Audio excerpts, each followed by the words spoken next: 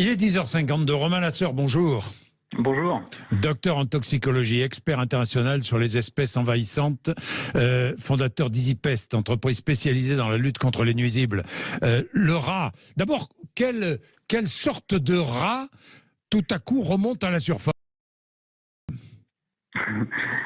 Merci pour cette question. Effectivement, dans l'inconscient collectif, on en est toujours au rat des villes, rat des champs. Là, en l'occurrence, on l'appelle le rat d'égout, donc c'est ce qu'on appelle également le rat brun. Alors, on appelle aussi parfois animal liminaire quand on veut faire de la sémantique, mais c'est le rat d'égout qu'on croise qui fait 400, 500 grammes et qui a colonisé les villes depuis des centaines d'années et qui mange la même chose que nous. Oui, qui mange la même chose que nous. Rat d'égout, 4 à 500 grammes, un rat brun. À Lyon, je regardais un chiffre, 2 rats par habitant. C'est une estimation, 800 000 rats. À Paris, est-ce qu'on a une idée de la population ? Alors effectivement, merci pour cette question, Jean-Jacques. C'est compliqué parce qu'en fait, on n'a pas d'observatoire de rongeurs en France on s'en tient à un chiffre qui peut être effectivement toujours discutable. À partir du moment où on travaille avec le vivant, c'est toujours compliqué. Mais évidemment, on s'en réfère au nombre d'interventions des professionnels, des professionnels de la dératisation en l'occurrence. Et ce nombre, en 2022, a bondi de 35%. Ça signifie que les professionnels ont travaillé dans des opérations de dératisation 35% de plus qu'en 2021. Ce qui est énorme et ce qui traduit vraiment une forte pression des rongeurs en milieu urbain parce que ces opérations se font précisément en milieu urbain. Le rat remonte à la surface dès qu'il y a possibilité de trouver à manger. C'est simple, hein ? Alors, oui, mais on observe également des populations de rats qui s'installent en surface. En fait, dès lors qu'on a une source alimentaire et une possibilité de créer des terriers, on peut aller, par exemple, aux Halles, par exemple, Parvis de Notre-Dame. On verra bien que les rongeurs ne descendent plus dans les égouts.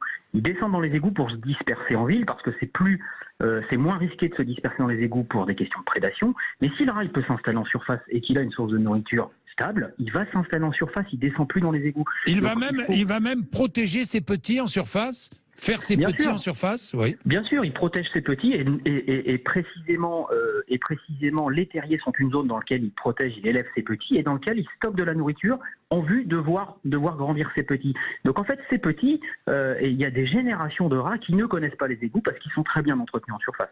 Oui. Combien on dit qu'un couple de rats pourrait faire naître 300 petits rats par an ? Oui, alors ça, c'est des chiffres finalement assez réalistes, parce qu'on voit des chiffres un peu plus délirants, au-delà de 10 000, 15 000 descendants. Oui, théoriquement, si tout est parfait, la source de nourriture est infinie et que les femelles peuvent se reproduire à chaque cycle, oui, théoriquement, on peut avoir des chiffres assez hallucinants. En réalité, liés à la mortalité des jeunes l'hiver, même si on a des hivers de moins en moins froids, liés aux opérations de dératisation, eh bien, on estime raisonnablement qu'un couple de rongeurs non régulés va donner naissance à 300 à 400 rongeurs dans l'année. Donc ça peut être, par contre, ça peut emballer le système très vite, ça peut être exponentiel. Bah évidemment. Romain Lasseur, quels sont les prédateurs ? Eh bien, on les cherche toujours en ville. En ville, on voit par exemple de plus en plus de fouines qui se disséminent justement et précisément parce qu'on a des populations. On croise régulièrement des fouines, on croise régulièrement des renards en ville, et c'est plutôt une bonne chose d'ailleurs qu'on ait cette faune qui s'habitue à la ville et qui prédate. Néanmoins, ça prédate. Des corbeaux aussi, non ? Ouais, les corbeaux également. Alors par contre, ça prédate des rongeurs à la marge. Le prédateur en ville. La ville étant un écosystème complètement urbanisé au profit de l'homme, le seul prédateur qui peut persister, c'est l'homme, en fait. Si on n'accepte pas cette situation. Évidemment. Est-il vrai que des associations de défense des animaux, aujourd'hui, protègent les rats des villes ? Oui, c'est vrai, ça paraît assez hallucinant, mais c'est vrai. Alors, nous, notre discours, il est de dire on n'est pas là pour exterminer les rongeurs en ville, bien entendu, c'est un animal, et qui sommes-nous pour pouvoir prétendre qu'un animal a sa place ou pas ?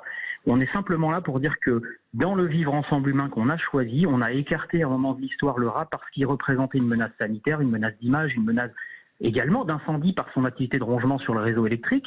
Et pour ces raisons précises, on a écarté le rongeur de notre écosystème, ou en tout cas on l'a laissé sous pression.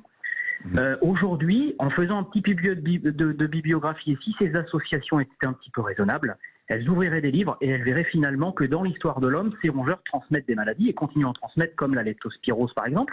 Je rappelle simplement qu'on est à 500 jours des JO. Notre président de la République a annoncé officiellement qu'on pourrait se baigner dans la Seine. c'est quand même assez déraisonnable de pouvoir tenir ce type de propos quand on a des rongeurs partout dans Paris qui peuvent transmettre cette maladie bactérienne qui est la leptospirose, qui se transmet par les urines. Donc un simple contact va suffire à transmettre cette maladie. Donc c'est pas raisonnable tout ce qu'on voit. On fait des discours qui sont complètement hors sol et qui, au-delà de ça, bafouent complètement la souffrance qui est vécue par des millions de Français silencieux tous les jours qui ont à croiser ces espèces envahissantes dans leur quotidien. Donc effectivement, ça paraît complètement hallucinant, mais il existe ce type de discours, voire même très officiellement sur les réseaux. Oui. Merci Romain Lasseur. La leptospirose, c'est une maladie bactérienne, il faut le savoir. Hein. Il est 10h58. Merci à vous.